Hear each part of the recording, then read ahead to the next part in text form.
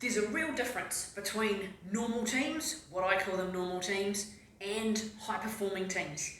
Now the difference is monumentous. There's massive amounts of differences between a Joe average team, a normal team, and a high-performing team. Let's just go straight to the top. Let's just go straight through to those high-performing teams. Key points with high-performing teams is they know what makes each other tick, and they know how to draw that out of each other as well. Those are your key differences.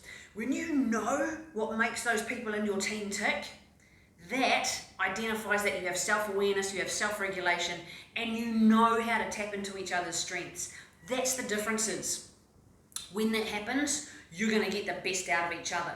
Because when you know what makes each other tick and you know how to draw the strengths out of each other, everyone comes together because they trust each other, because they know that they have each other's back, because they know that when the tough time comes, they're not going to be alone, they're not going to be on their own, and they're not going to be hung out to dry. That is the difference. When you're able to tap in and you can identify what makes each person in your team tick. And what I mean by that is, how do they respond? How do they react in the good times, the bad times, the tough times, the hard times, the most amazing times, and the relaxing times? Do you know how to get that out of your colleagues, your teammates, your family, your friends, that group of people that you hang out with? They can be high performing as well.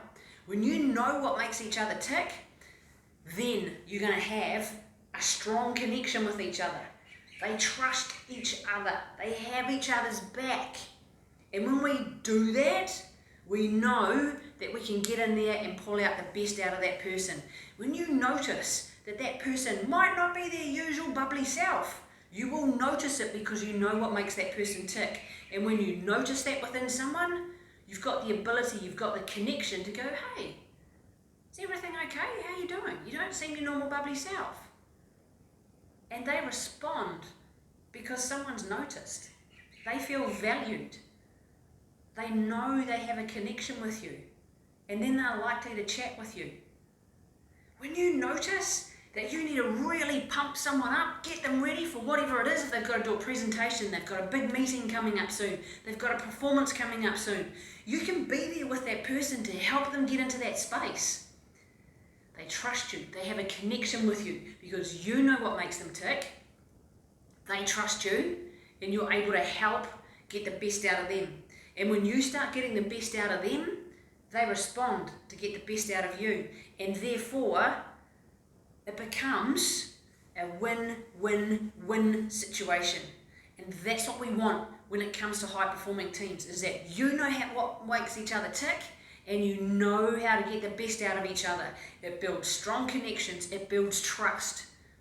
And that's the difference between a normal Joe average team and a high-performing team. And when you can make that happen within your teams and your colleagues and your friends and your family, you're going to have a high-performing team.